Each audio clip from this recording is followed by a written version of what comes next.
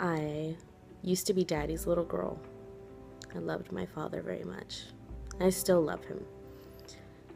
But unfortunately, he's no longer in my life. And that happened when I was very young. My parents got divorced when I was about 6 or 7 years old. And he stayed around for a while. He was in my life for a little bit after that. But it wasn't until about 13 that I lost all contact with him. He got remarried, moved to Puerto Rico, had 2 more daughters in the new marriage, and sort of just forgot about my sister and I. Between the 4 of us, my sister and my 2 stepsisters, whom I haven't seen since they were babies, I am the only one that didn't have him around when I turned 15, which in Puerto Rico is, pretty big deal. There's the changing of the shoes that the father does. And he didn't go to my high school graduation.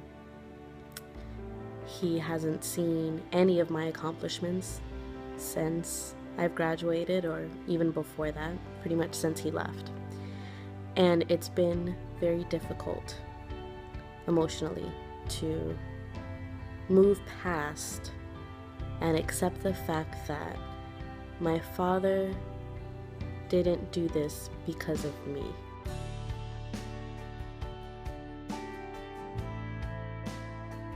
I wondered what was wrong with me.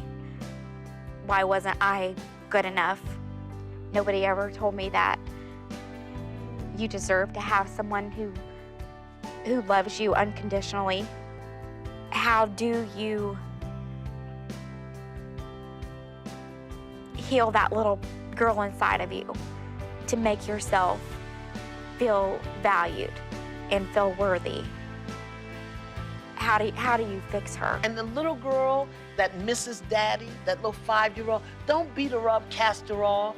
Take care of her. The difference between, what we're talking about, when you were a child, you didn't know how to set the boundaries.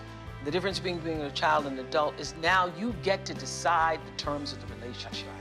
You get to decide. And the relationship doesn't have to be what you had in your head, this idea about what a father should be, what a father and daughter should be. Because everybody gets so confused about what the idea in your head is, what the fantasy in your head is, versus what really is. And now you're the one who's in the driver's seat that gets to determine when you see him, how you see him, how that shows itself, how often you see him. You get to decide. People who once were daddies, right, are now men. They're just men. They're sometimes weak men, sometimes scared men, sometimes hurt men. But we saw them as daddy, and it had all this power to it. And we impugned all of this stuff on this person.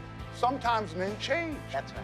This ability to just have enough, I think, self-confidence and self-worth to say, I'm going to relook at this. Yeah. Maybe it'll work, maybe it won't. Yeah. But I'm going to relook at this and possibly give it a second chance. Yeah. It's something I think people should consider. What a father or very important father figure does for the young ladies with whom I work is it sets the standards. Because what you all do, you set the standard that says you deserve better. Even through the most difficult emotional wounds, there is always hope.